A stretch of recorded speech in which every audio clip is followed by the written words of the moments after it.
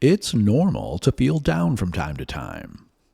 However, when our dominant feelings are shame, guilt, sadness, rage, hatred, anger, frustration, and worry, and when we feel there is no way out of a rut, we may be depressed.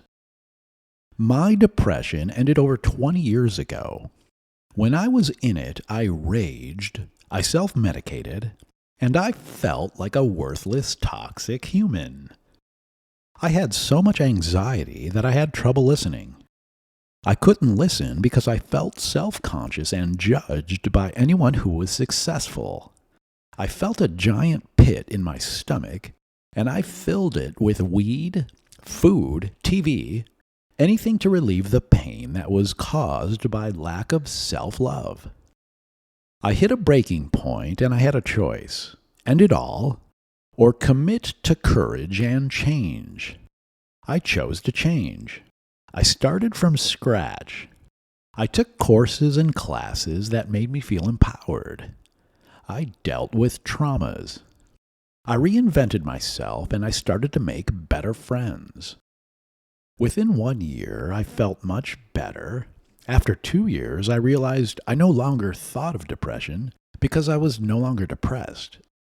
There will always be ups and downs on the journey, and if we are blessed with a full life, we get to experience all of it, including breakups, loss of parents, loss of pets, painful rites of passage. And with all that, the journey has been fantastic for over 2 decades now. If I can do it, so can you. This video will cover 9 signs that you might be depressed.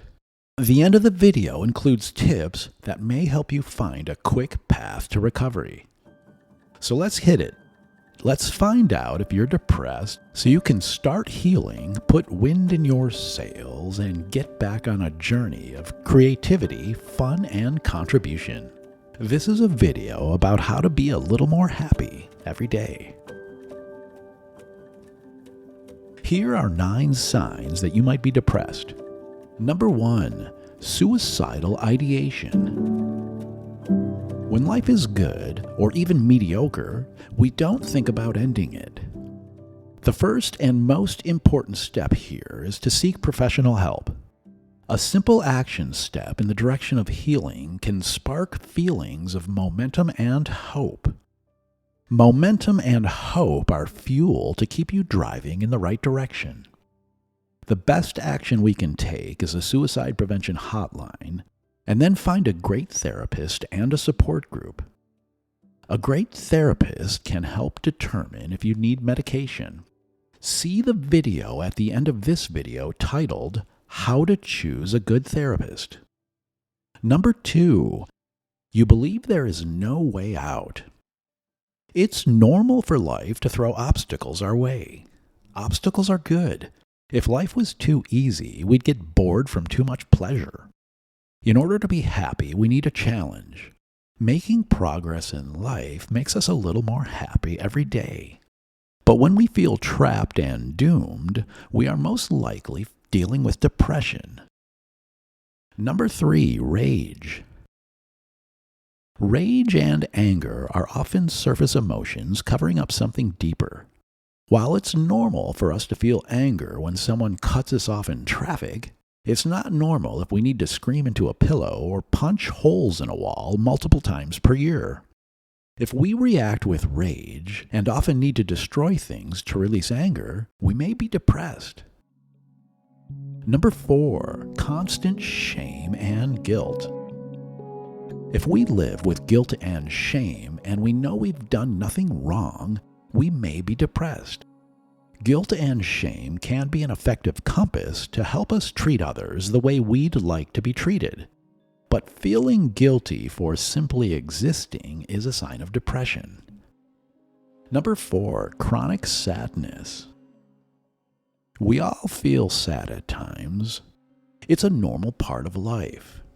The death of a pet or a loved one, a breakup. Without the experience of sadness, we would not know what happiness feels like. But if we live in sorrow, then it's likely that we have depression. Number 6, chronic loneliness. Many great books, spiritual leaders, psychologists, and personal growth coaches teach us that people need people, that the quality of our lives are directly related to the quality of our relationships. If we spend too much time alone and lack the desire and courage to make friends or make changes in our relationships, we may be depressed. Number 7, chronic worry. Worrying about things that we can't control drains our energy, fills us with fear, and makes us lose focus on what matters right now. When we live in anxiety about a dark future, about natural disasters, disease, and things out of our control, then we may be depressed. Number 8, procrastination. Some procrastination is normal. We put off starting a side hustle, or dating, or writing, or starting that video blog. If you're dealing with writer's block, then factor procrastination into your writing deadlines. But if our procrastination produces chaos that is related to paying our bills, health, and relationships, we may be depressed. Number 9, feeling worthless. When we live with the perception that our presence brings little value to others, we might be depressed. Overcoming depression. While I am not a licensed therapist or a health professional, I can share my healing journey. My approach to healing might give you some ideas. The important thing is that you take action, experience the hope of recovery, and use the transformation to empower you and create an amazing life for yourself. Number 1, personal growth books. Personal growth books alone are not enough. Much like this video or a song, a personal growth book is not enough to change you from depressed to empowered. But it can put fuel in your tank. Personal growth material fills us with hope, and hope is rocket fuel for taking action. It is a part of the healing process, and it keeps us moving forward. Good personal growth books are about thinking and acting in a way that gets you the results you want out of life. They change your mindset from victim to volunteer and empower you with the belief that you are responsible for where you are now and where you can be 2 years from now. Number 2, a good therapist. In my opinion, good therapists are like life coaches with professional mental health backgrounds. This means that talk therapy is only a small part of the process. A good therapist gives you action steps to take outside of therapy. My therapist had me doing Tai Chi, Krav Maga, Brazilian Jiu-Jitsu, in addition to homework assignments such as personal growth workshops and books. Number 3, unleash your purpose now. Your purpose comes from your current situation. If you are depressed, your purpose is healing and becoming a little more happy each day. Once your situation changes, your purpose will change. We need something to do, something to look forward to, and someone to share with. We need work or projects that engage us. We need physical health, and we need to make growth and learning a part of our lifestyle.